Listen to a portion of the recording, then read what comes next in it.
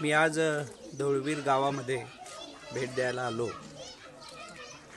आणि मला कळलं की धवळवीर गावामध्ये सौम्य भूकंपासारखे धक्के बसत असतात आणि हे जो प्रकार आहे हे गेल्या 2 वर्षापासून होतोय आणि या प्रकारामुळे नागरिकांची चर्चा करण्यासाठी मी इथे आलो आहे। नेमकं समस्या काय आहे आणि या समस्यासाठी काय कारण शोधले पाहिजे आपण याच्यासाठी मी या धवळवीर गावामध्ये नागरिकांशी संवाद साधण्यासाठी आलो आहे। संवाद साधताना काही गोष्टी प्रकर्षाने जाणवल्या।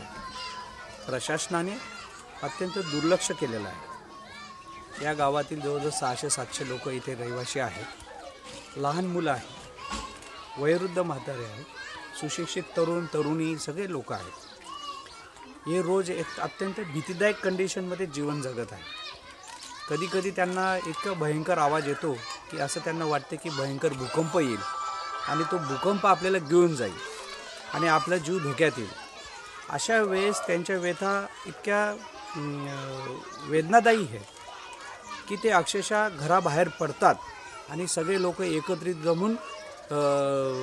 जमतात आणि जेव्हा ते भूकंपासारखा जो विषय आहे आवाज जेव्हा जातो तेव्हा ते परत आपल्या घरी जातात। हा विषय अत्यंत गंभीर आहे। प्रशासनाने लक्ष घालणं गरजेचं आहे। या लोकांनी प्रशासन स्तरावरती पाठपुरावा केला, स्थानिक आमदारांकडे पाठपुरावा केला, पण कोणीही याच्यामध्ये लक्ष दिलेलं नाही। माझ्या प्रशासनाला विनंती आहे की या लोकांचं जीवन अत्यंत महत्त्वाचं आहे। हे लोक अत्यंत बिकट परिस्थितीमध्ये राहत आहेत। या गोष्टीची तात्काळ जिओलॉजिकल सर्वे इथं केला पाहिजे। जिओलॉजिकल सायंटिस्ट इथं आले पाहिजे, याचं कारण शोधलं गेलं पाहिजे आणि कारण शोधून या लोकांना आश्वस्त केलं पाहिजे की नेमकं काय कारणाने या सगळ्या गोष्टी होत आहेत। हे लोक वाटतं की या लोकांना असं वाटतं की प्रशासन या कारणाने आपलं स्थलांतर करून देईल, म्हणून हे लोक हे सगळा प्रश्न आपल्या हृदयातच ठेवत आहेत।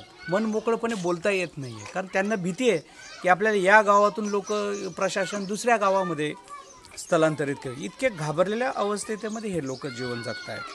त्याच्यामुळे प्रशासनाला विनंती की यांचं प्रॉपरली या गोष्टीचा अभ्यास केला पाहिजे। अभ्यास करून खरं कारण काय ते शोधलं पाहिजे आणि या लोकांना आश्वस्त केलं पाहिजे, अशी माझी विनंती आहे। निश्चितच यासाठी आम्ही जो योग्य तो पाठपुरावा करू। आम्ही पाठपुरावा तर करूच, पण स्थानिक लोकांनी सुद्धा याच्यासाठी पाठपुरावा करणं गरजेचं आहे।